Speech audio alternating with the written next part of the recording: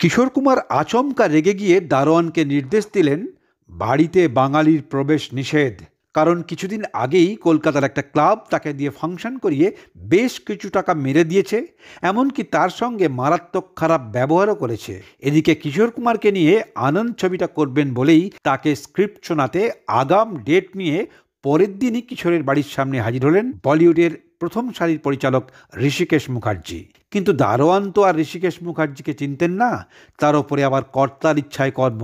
তাই বাড়ির গেটে ঋষিকেশ মুখার্জি হাজির হতেই তাকে গেট থেকেই একেবারে খেদিয়ে তাড়ালেন দারোয়ান।